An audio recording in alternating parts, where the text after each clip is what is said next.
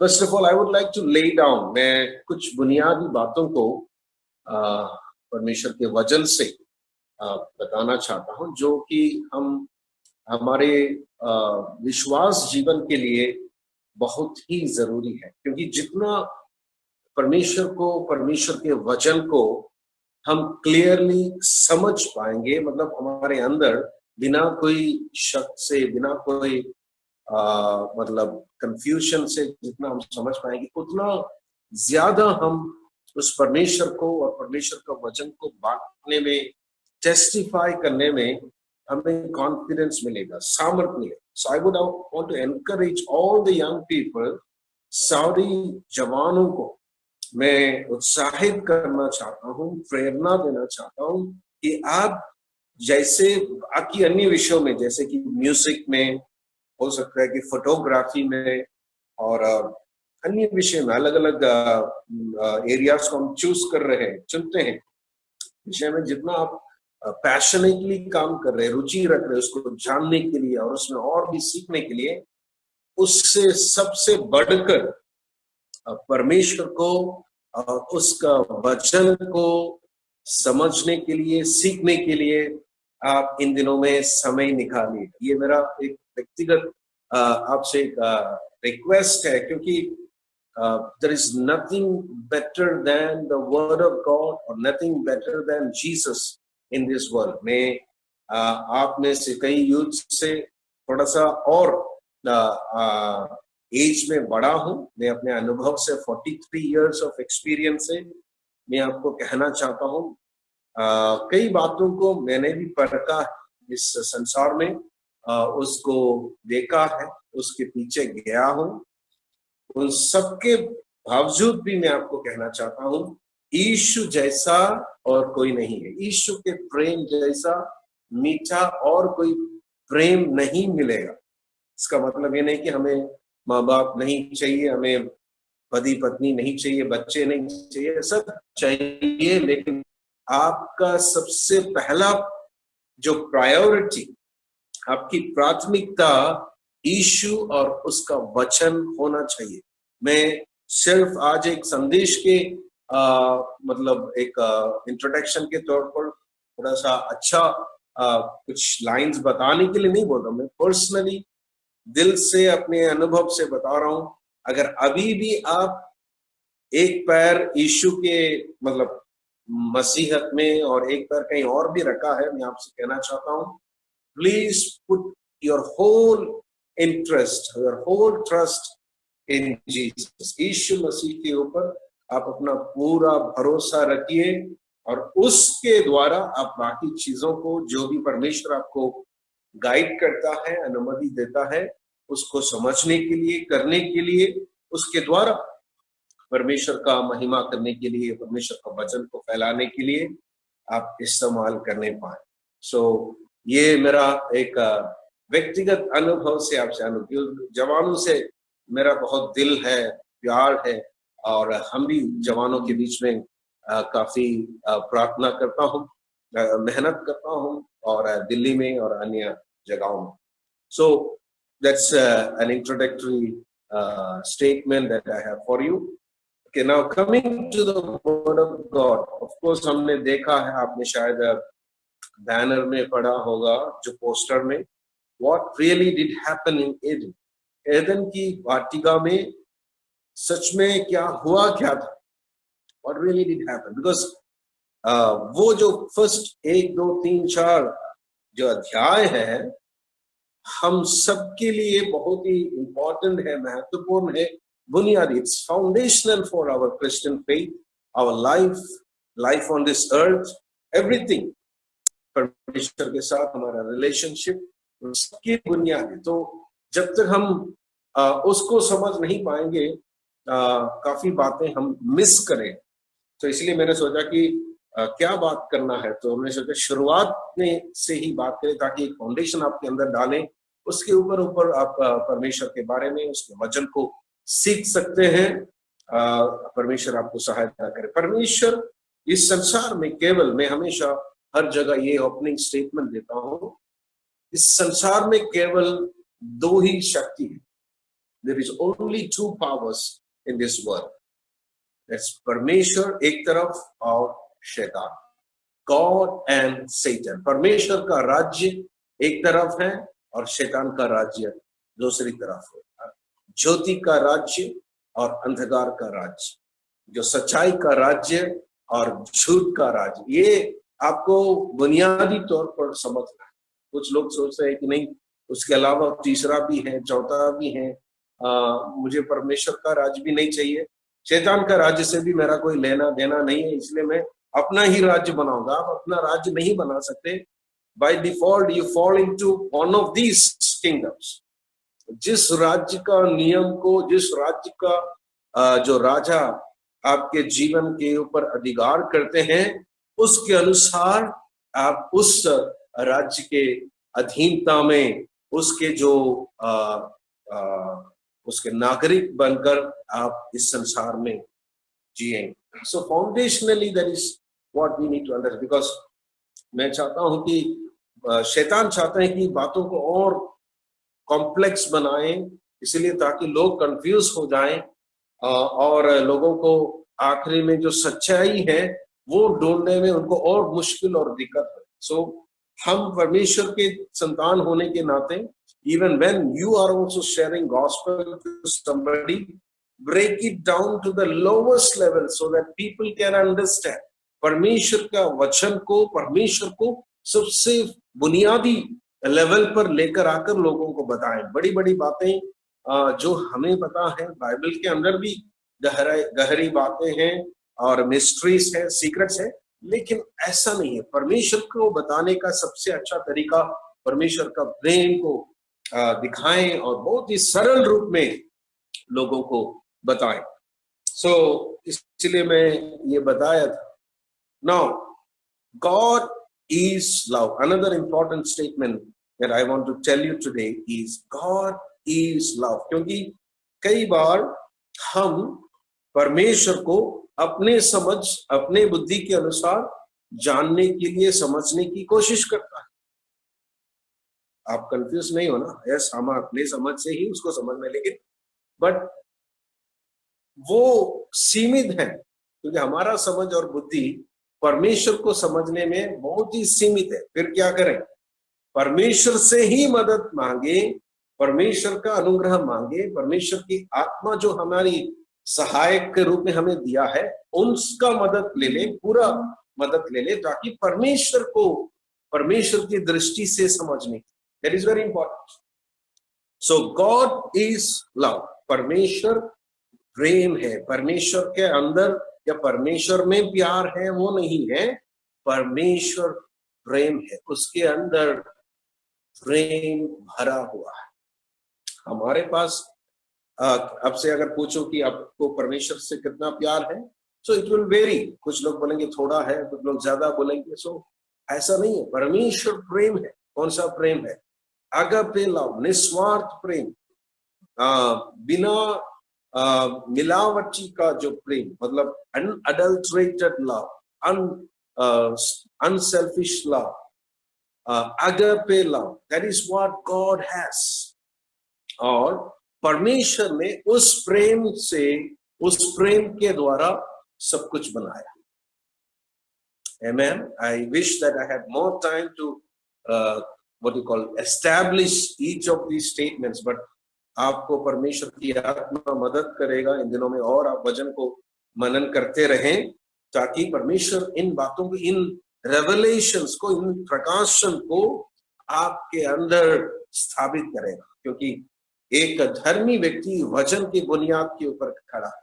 इस संसार के सारी जो चीजें, धन संपत्ति, दौलत और ज्ञान, बुद्धि, सब कुछ, उसके ऊपर हमारा भरोसा नहीं है, उसके ऊपर हम खड़ा नहीं है, लेकिन हम परमेश्वर के ऊपर, परमेश्वर के वचन के ऊपर खड़ा है। तभी तो आंधी आए, तूफान आए, बाढ़ आए, कुछ भी आए, कोरोना आए, हम हिलेंगे नहीं, क्योंकि हमारा foundation is forever established in heaven। वचन के बारे में बताते हैं, वो स्वर्ग में हमेशा के लिए स्थिर किया गया अनंत वचन। तो वो परमेश्वर उस प्रेम के द्वारा हम सबको बनाया। वो मनुष्य को बनाया, सारी सृष्टि को बनाया, लेकिन मनुष्य को बनाने से पहले उसने मनुष्य के सब कुछ तैयार किया इस संसार में। परमेश्वर का क्या उद्देश्य था? What was God's original plan when he created man? परमेश्वर मनुष्य को बनाने के समय उसके मन में क्या योजना?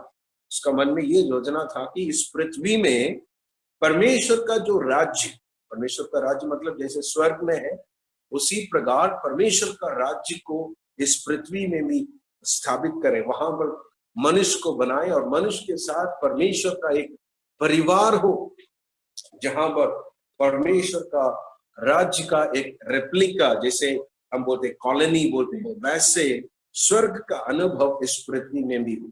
इसलिए परमेश्वर ने मनुष्य के लिए सब कुछ बनाया, सब कुछ दे दिया और मनुष्य को बनाया। और मनुष्य को इसलिए बनाया प्यार देने के लिए, मनुष्य से प्यार ट्रांसैक्ट करने के लिए। मतलब God made man with a special capacity to receive and give love. प्यार लेने के लिए और देने के लिए एक विशेष खूबी के साथ परमेश्वर मनुष्य को बनाया। And that's why God gave us free will.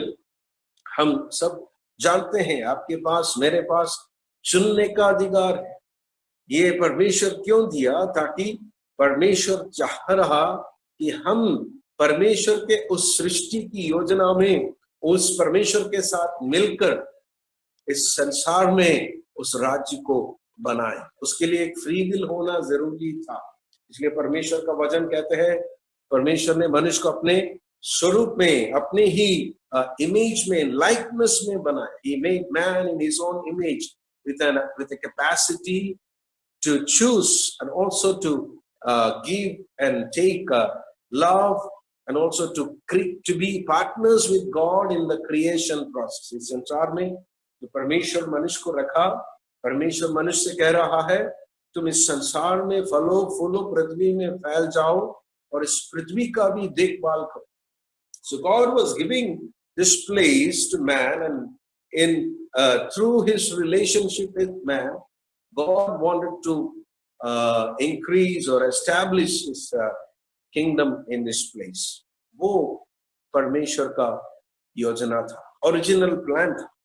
But हम सब जानते हैं कि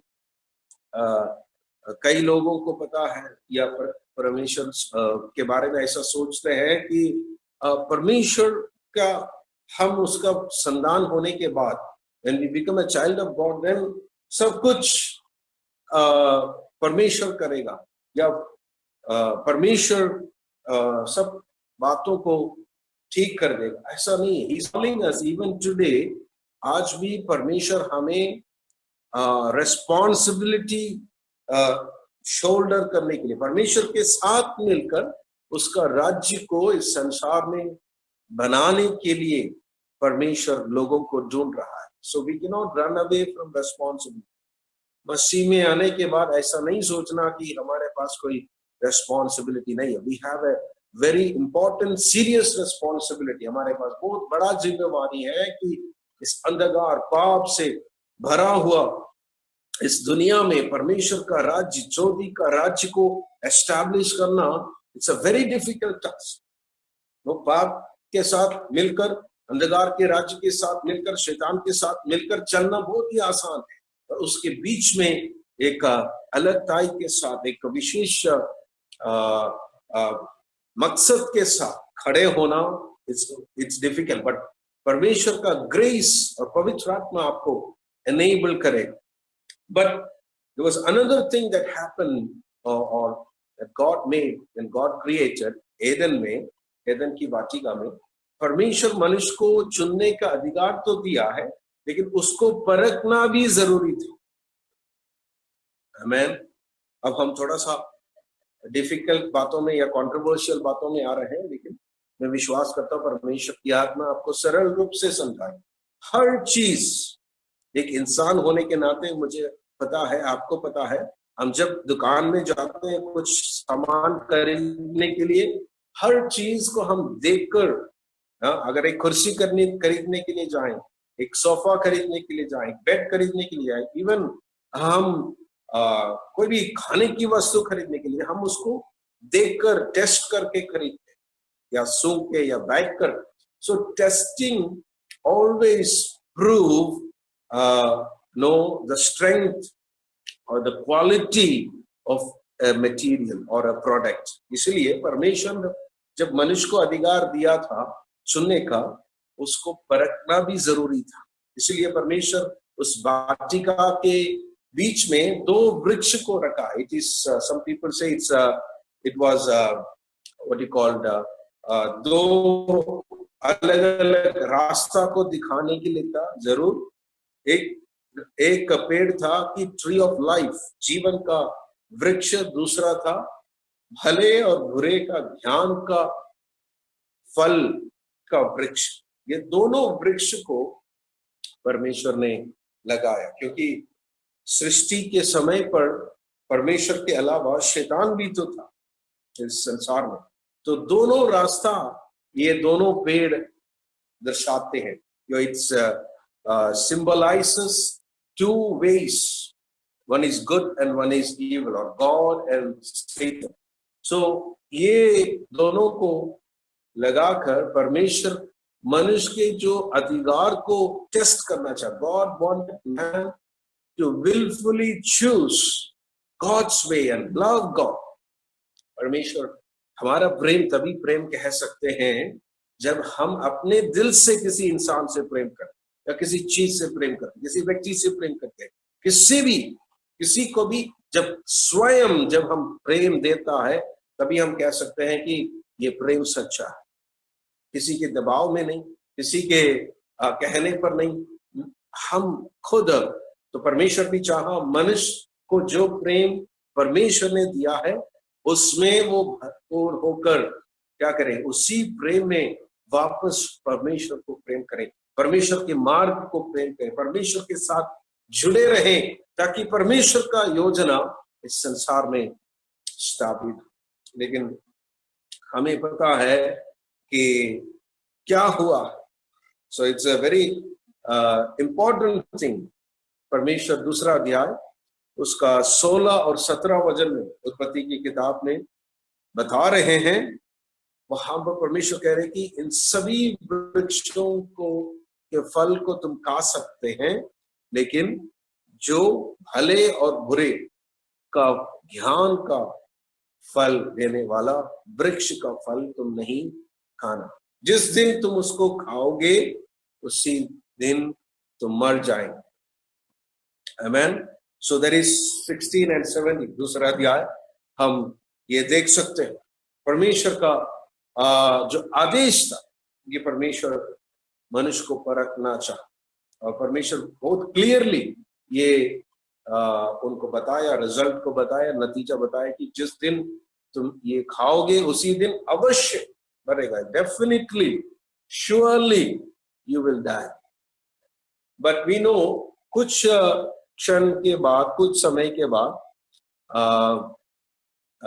तीसरा अध्याय में वहां पर शैतान सांप के रूप में, सर्प के रूप में हम आते हैं और मनुष्य से क्या कह रहा है. तीसरा अध्याय 1 से जब हम पढ़ेंगे वो देख सकते हैं, लेकिन हम 5 वचन सिर्फ पढ़ेंगे. 5वां वचन चैप्टर 3, जेनेसिस चैप्टर 3 वर्स 5. उसमें लिखा है, वो स्त्री के साथ, हवा के साथ जो शैतान का जो बातचीत हो रहा है, आखिरी में शैतान कहा, वरन परमेश्वर आप जानता है कि जिस दिन तुम उसका फल खाओगे उसी दिन तुम्हारी आंखें खुल जाए और तुम भले और बुरे का ज्ञान पाकर परमेश्वर के तुल्य हो जाओ. Amen. So Satan is coming and giving a very different idea or an understanding of what God said. परमेश्वर ने जो वचन बताया था उसका एक अलग इंटरप्रिटेशन, अलग मीनिंग मनुष्य के सामने, मतलब एक दूसरा ऑप्शन मनुष्य के सामने रखा. उसने कहा जिस दिन तुम खाओगे उस दिन तुम मरेंगे नहीं, बल्कि तुम्हारी आंखें खुल जाएंगी और तुम भले भले और बुरे का ज्ञान पाकर परमेश्वर के तुल्य हो जाओ। तो ये बात परमेश्वर जानते हैं, इसलिए परमेश्वर नहीं चाहा कि तुम्हें उस फल खाने के लिए अनुमति दे। सो Satan came and put confusion there. इसलिए मैंने आपको शुरुआत में कहा कंफ्यूजन परमेश्वर का काम नहीं है, पवित्र आत्मा का काम नहीं है। परमेश्वर का काम है कि हमें सारे सच्चाई में अगुवाई कर। शैतान का काम है गुमराना और मनुष्य को जितना दूर ले जा सकते हैं उतना दूर परमेश्वर से ले जाए और सारी रास्ताएं उसके खिलाफ खोल दें। सो परमेश्वर मनुष्य को साफ बताया, लेकिन शैतान ने आकर यहाँ पर लगेंगे। हम जब उसको पढ़ेगा, जब हम आगे देखते हैं कि और जैसे शैतान ने कहा वैसे हुआ। जब हवा ने देखा कि यह फल अच्छा है, हाँ मन भावनी है, खाने के लिए अच्छा है देखकर उसको जब खाया तोड़कर, वहां लिखा है कि उनकी आंखें खुल गई। तो कभी कभी हमें लगता है कि परमेश्वर से ज्यादा शैतान क्या बोला, झूठ सच बोला है। जैसे शैतान ने कहा वैसे हुआ है, लेकिन उसी क्षण उसका मृत्यु भी हुआ था। कौन सी मृत्यु हम सब जानते हैं, आत्मिक मृत्यु हुआ। परमेश्वर के साथ उसका जो रिश्ता है वो खत्म हो गया। हम क्योंकि हम परमेश्वर को आत्मा में ही जान सकते, कनेक्ट कर सकते। परमेश्वर आत्मा है, इसलिए परमेश्वर हमारे अंदर एक आत्मा को भी उंडेला है, रखा है, ताकि हम परमेश्वर के साथ रिलेट करें। Relationship with God is primarily possible by our spirit. और वो आत्मा को परमेश्वर के साथ रिलेट करने का उस रिश्ता खत्म हो गया। रिलेट करने का वो कैपेसिटी, एबिलिटी नष्ट हो गया। इसलिए कहते हैं कि मनुष्य उसी क्षण मर गया। लेकिन शारीरिक मृत्यु के बारे में नहीं, शरीर में भी मृत्यु आ गया, वो हम आगे देखेंगे। लेकिन सबसे पहले उनकी आंखें खुल गया। कौन सी आंख? उसकी मन की आंख खुल गई। मन की आंख खुलने से क्या होता है कि अब उसके पास ऑप्शंस और साफ साफ वो दिखाई देते। हर बातों के लिए अब ऑप्शंस, परमेश्वर का ऑप्शन और दूसरा ऑप्शन, जो कि आजकल हमें ये स्ट्रगल करना पड़ता है और हम कई बार हम अपने ही मार्ग को चुनता है। तो ये कई लोग पूछते हैं कि भाई परमेश्वर ने अपने स्वरूप में, सादृश्य में मनुष्य को बनाया, इतना सब कुछ प्यार देकर सब कुछ सृष्टि किया, और एक छोटी सी गलती करने से या पाप करने से, आज्ञा नहीं मानने से इतनी बड़ी एक दंड क्यों दिया? मैं कई बार लोगों को बताता हूं, परमेश्वर हमसे ज्यादा चाहते थे कि उसी क्षण जब उसने ये पाप किया कि फिर से उनको क्या करें, उस परमेश्वर के पर्पस में लेके आए। लेकिन उसके लिए एक प्रोसेस की जरूरत है। परमेश्वर ने उनको क्षमा तो किया, इसलिए परमेश्वर उनके पास आकर एक मृग को, एक जानवर को मारकर उसके जो चमड़े लेकर उनको कपड़े बनाकर परमेश्वर उनकी गलती को माफ किया। लेकिन क्या परमेश्वर भी एक बात वहां पर तुरंत कर नहीं पाए? वो क्या है कि जो फल खाने से मनुष्य के ऊपर जो इफेक्ट हुआ, जो प्रभाव हुआ, उसको वैसे एकदम से नष्ट नहीं कर सकते। क्या इफेक्ट हुआ? उनकी आंखें खुल गई। मतलब जैसे हम कोई फल खाने के समय पर, मान लो एप्पल खाते हैं या ऑरेंज खाते हैं, तो उस फल के अंदर जो विटामिन है, जिस प्रकार हमारे शरीर में फैल जाता खून के द्वारा, उसी प्रकार उस फल का, मतलब परमेश्वर को छोड़कर जो शैतान ने जो सजेशन दिया, ऑप्शन दिया, या शैतान का मार्ग चुनने से जो इफेक्ट जिसको हम कहते हैं पाप, वो पाप जो जहर, जो पॉइसन है, उस मनुष्य के शरीर में मिल गया, शरीर और प्राण में मिल गया। आत्मा तो मर गया, लेकिन शरीर और प्राण में उस पाप का इफेक्ट धीरे धीरे धीरे काम कर, जैसे सांप काटने के समय धीरे धीरे धीरे वो जहर हमारे पूरे शरीर में फैल जाते, उसी प्रकार उस पाप का जहर उसके पूरे शरीर में एक एक अंग को खराब करने के लिए, तो वो उसको ठीक करने के लिए एकदम से नहीं होता, उसके लिए एक दूसरा मार्ग पहले से परमेश्वर ने तैयार किया था। इसलिए हम उसमें शायद आज नहीं जाएंगे, लेकिन आपको मैं एक ही शब्द में बताना चाहता हूं, परमेश्वर को पता था मनुष्य को चुनने का अधिकार देने से एक बहुत बड़ा खतरा भी है। ये जानकर ही परमेश्वर ने मनुष्य को चुनने का अधिकार दिया। क्या खतरा था? खतरा ये है, परमेश्वर को बिल्कुल मालूम था कि कल को इसी अधिकार को इस्तेमाल करके मनुष्य परमेश्वर का मार्ग को, परमेश्वर को इनकार कर सकते, तो मुझसे वो हमेशा के लिए दूर हो जाएंगे। पाप में गिरेगा तो उसमें से बचाने के लिए एक अनंत मार्ग, एक इटर्नल वे परमेश्वर ने पहले से तैयार किया था, वो उसका पुत्र यीशु मसीह के द्वारा। इसलिए यीशु मसीह के बारे में बाइबल बताते हैं, जगत की उत्पत्ति से पहले वध किया गया मेमना है यीशु मसीह। मतलब जगत की उत्पत्ति से मतलब हमें बनाने से पहले, पृथ्वी का नींव डालने से पहले परमेश्वर ने सोचा ऐसे ऐसे मैं करूंगा, इस पृथ्वी को बनाऊंगा, मेरा राज्य को इस संसार में फैलाऊंगा, मनुष्य के द्वारा मनुष्य को मैं अपने स्वरूप में बनाऊंगा, उसको चुनने का अधिकार दूंगा। अगर वो मुझसे छोड़कर चले जाए, चांसेस है वो अगर मुझे ना चुने, पाप में गिरे, उसको बचाने के लिए एक दूसरा तरीका परमेश्वर ने सोचा। लेकिन उसके लिए परमेश्वर का समय तक वेट करना पड़ा। पाप उसने जो काम किया है उसको परमेश्वर ने क्षमा किया, लेकिन उस पूरा जो इफेक्ट, पाप का इफेक्ट जो मनुष्य के अंदर फैल गया है, उसको रिवर्स करने के लिए परमेश्वर का समय तक हमें वेट करना पड़ता है। तो आदम और हव्वा के द्वारा उनके शरीर में ये पाप फैलने से क्या हुआ? सब मनुष्य पाप में डूब गया।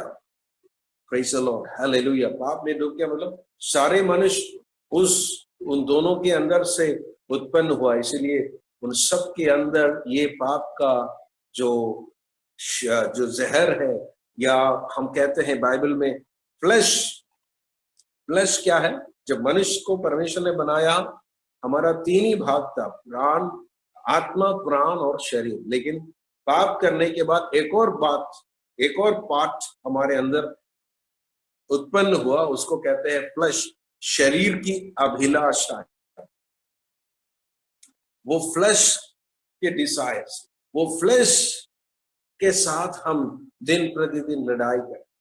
इवन आज भी यीशु मसीह को जानने के बाद भी आपका और मेरा सबसे बड़ा चुनौती, हमारा सबसे बड़ा क्या बोलते हैं, दुश्मन शैतान नहीं है। शैतान अपना काम करके एदन में चला गया, लेकिन शैतान ने एक बहुत बड़ा गड्ढे में हर मनुष्य को गिराया कि उसके पास हर बात के लिए ऑप्शंस, और उनको हमेशा परमेश्वर के बगैर जो ऑप्शन अच्छा लगता है, क्योंकि वो स्वयं उसका ऑप्शन है, उसका खुद का ऑप्शन है। तो वो स्वयं जो शरीर में जो फ्लैश, जो सेल्फ, जो पूरे शरीर में फैल गया, जैसे पेड़ जैसे बढ़ गया, उसको खत्म करने के लिए परमेश्वर का पुत्र यीशु मसीह को आना पड़ा। और यीशु मसीह के बलिदान के द्वारा उसके द्वारा जो पिता ने जो प्रेम हमारे अंदर उंडेलता है, उसी के द्वारा ही ये फ्लैश खत्म हो जाए। पाप जो अभी हम करते हैं, उस पाप का क्षमा यीशु मसीह में विश्वास करने से तुरंत मिल जाता, लेकिन फिर भी हमारे अंदर वो पुराना मनुष्य जो सेल्फ हमारे अंदर है, उसमें जाने से पहले मैं आपसे एक बात पूछना चाहता हूँ, पाप क्या है? अब हमने देखा एदन में क्या हुआ, उसके अनुसार पाप क्या है? पाप क्या है? हम कई बार बोलते हैं कि झूठ बोलना पाप, या गाली बकना पाप है, व्यभिचार करना पाप है, शराब पीना पाप है। ये सब पाप होने के समय भी मैं आपको बताना चाहता हूं, वो सब पाप का फल है। पाप का असली जो वृक्ष वो नहीं, वो कर्म का पाप है। पाप का अलग अलग लेवल है। उस कर्म के जो पाप या फल, जैसे एक वृक्ष में फल हम तोड़कर खाते हैं, वैसे झूठ, व्यभिचार, खून और ये सब बुराई पाप का फल है। पाप हमारे अंदर है, असली जो वृक्ष हमारे अंदर है, जो हमारा स्वयं कहते, जो हमारे अंदर, मनुष्य के अंदर उत्पन्न हुआ था, उसका बीज उस एदन में बोया था और वो हमारे अंदर उत्पन्न हुआ था। उस पाप का जो उस वृक्ष को या उस बीज को, उसका जो जड़ से खत्म करने के लिए यीशु मसीह इस संसार में। सो मैं इस प्रकार कहता हूं, what is sin? Sin is nothing but no, whatever we do apart from God is sin. केवल डिसोबीडियंस नहीं, परमेश्वर के बिना जो कुछ भी हम करता है वो सब क्या है? पाप है। परमेश्वर के बिना जो कुछ भी हम करते, भला भी करें बुरा भी करें, वो सब पाप। मनुष्य परमेश्वर से दूर चले जाने के बाद तब से लेकर वो खोज रहा है, ढूंढ रहा है, रास्ता ढूंढ रहा है, भलाई के रास्ता, परमेश्वर के पास जाने के रास्ता ढूंढ ढूंढ ढूंढ के क्या हो, इतने सारे धर्म इस संसार में स्थापित। मैं आपको शुरुआत में जैसे कहा, ये धर्म सब मनुष्य को और कंफ्यूज कर, क्यों? ये परमेश्वर से दूर होने के बाद वो वापस परमेश्वर के पास आने का रास्ता स्वयं ढूंढने लगा। इसलिए धर्म भी एक तरफ से परमेश्वर को हमसे दूर करने वाला है, वो भी एक पाप का जो प्रोडक्ट है। रिलीजियन, धर्म, हर धर्म, चाहे इवन क्रिश्चियनिटी भी हो, I am not talking about, we are all disciples of Christ. Jesus did not come to establish a religion, he came to make the way, he came to pay the price for our sin, he came to kill the seed of sin and also give us victory over sin and death. इसलिए यीशु मसीह संसार में है। लेकिन मनुष्य ने अपने स्वयं में ढूंढ ढूंढ कर क्या किया? पाप करने लगा और अच्छा काम करने लगा। वो सब नया नया धर्म में जो उसका जो बाई प्रोडक्ट बन गया। तो इसलिए हमें पाप का जो असली रूप को हमें समझना है। You and I have to understand the depth of sin in our life. हमारे जीवन में हमारे अंदर कितना गहराई में पाप का पकड़ है, उसको समझना जरूरी। क्योंकि कई लोग सोचे कि अगर झूठ बोलना ही पाप है, शराब पीना पाप है, इन सबको छोड़ने के बाद क्या होते हैं? हम ठीक हो जाते, धर्मी हो जाते। ऐसा नहीं हो सकता, वो सब पाप का फल है।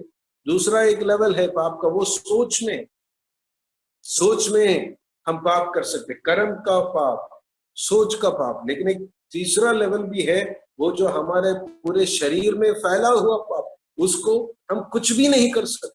पौलुस खुद कह रहा है कि मैं चाहता हूं कि मैं अच्छा काम करूं, लेकिन मुझसे हो नहीं पाता। मैं नहीं चाहता कि मैं पाप करूं या बुरा काम करूं, लेकिन मुझसे वो ही हो जाता। ये एक स्ट्रगल हम सबके अंदर है। पौलुस केवल अपने बारे में नहीं बता रहा है। रोमन्स चैप्टर 7 में है, आप जाके पढ़ के देखना। वो केवल अपने बारे में लेता है। It's a struggle of every human being. सारे मनुष्य का एक स्ट्रगल है। इवन बिलीवर्स का भी सबसे बड़ा स्ट्रगल है। उसके लिए क्या करना चाहिए? हमें परमेश्वर के ऊपर पूर्ण भरोसा रखना। पाप से अगर आप पूर्ण विजय पाना चाहते हैं तो आपको एक ही काम कर सकते हैं, या एक ही काम के द्वारा आप पूर्ण विजय पा सकते हैं कि आप हर समय परमेश्वर के ऊपर निर्भर होना है। I hope you understand. मैं विश्वास करता हूं, क्योंकि मैंने कहा पाप मतलब परमेश्वर के दृष्टि में पाप मतलब परमेश्वर को छोड़कर जो कुछ भी हम करते हैं, even if it is a good thing, परमेश्वर को छोड़कर हम अगर कर रहे हैं, हमारे स्वयं से कर रहे हैं, वो पाप है, क्योंकि हमारे अंदर हमारे स्वयं में पाप है। तो पाप से आप अगर आप कुछ प्रोड्यूस कर रहे हैं, अच्छी बात भी प्रोड्यूस करें, it is sinful. So that is how deep sin is rooted in man. मैं कई बार इस प्रकार बोलता हूं, मनुष्य को खुद मालूम नहीं था कि कितना बड़ा, कितना गहरा एक गड्ढा में शैतान ने मनुष्य को धकेला था। उस एदन में बहुत ही बड़ा गहरा गड्ढे था, उसमें से कोई मनुष्य अपने आप से या किसी और की मदद से उस गड्ढे से बाहर नहीं आ सकता।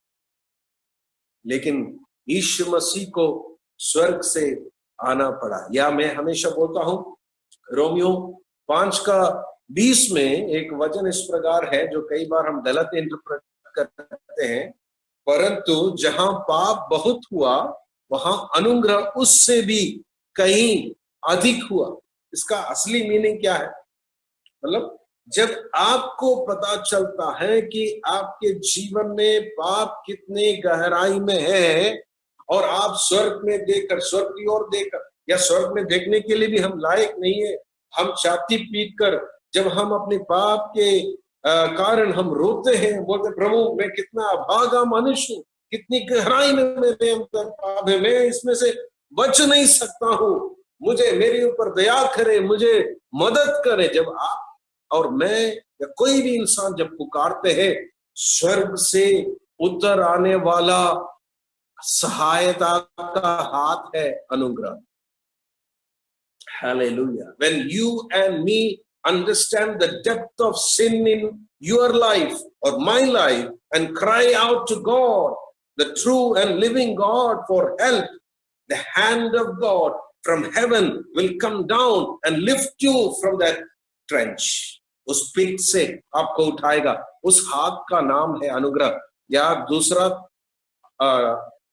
नाम है यीशु मसीह। यीशु मसीह स्वर्ग से उतर कर आया आपको उस गड्ढे से बचाने। Hallelujah. Amen. So I want to conclude here. I want to say, I told you about sin, but I want to introduce Jesus. मैं आपको बोला, अगर आप सच में चाहते हैं पाप के ऊपर जय पाने के लिए, केवल एक ही तरीका है, you have to get the love of God as much as in your life.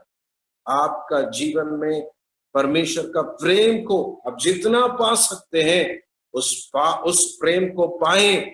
वो पाप के ऊपर, आपको पाप का जहर को खत्म करने वाला परमेश्वर का प्रेम है, यीशु मसीह का प्रेम है। The antidote of sin, the venom of sin is the love of Christ. उस प्रेम से जितना भरेगा, जब आप मांगेंगे, परमेश्वर आपको वो भरेंगे, आपके अंदर भरेगा, और आप पाप के ऊपर जय पाएंगे। Without overcoming sin, you cannot be a true Christian. आप मसीह का एक सच्चा चेला बन नहीं सकते हैं। इसलिए पाप के ऊपर जय पाने के लिए, पाप का गहराई को मैंने आपको बता दिया, पाप का असली मीनिंग आपको मैंने बताया। हम दूसरे मीनिंग के पीछे न जाएं, अपने ये नहीं करता हूं, वो नहीं करता, ये नहीं देखता हूं, इसलिए मैं पापी नहीं हूं। हमारे अंदर पाप है, हमारा स्वयं, हालेलुया, जो फ्लैश है उसके ऊपर आपका भरोसा नहीं रखना है।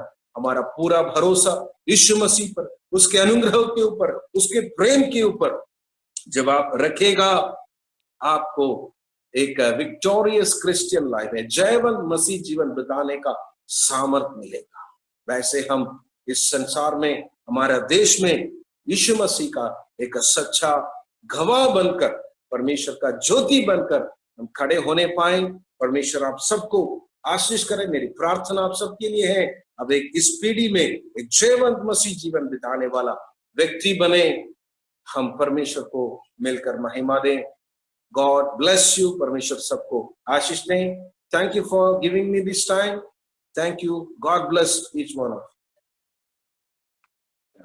थैंक यू ब्लेसन भैया।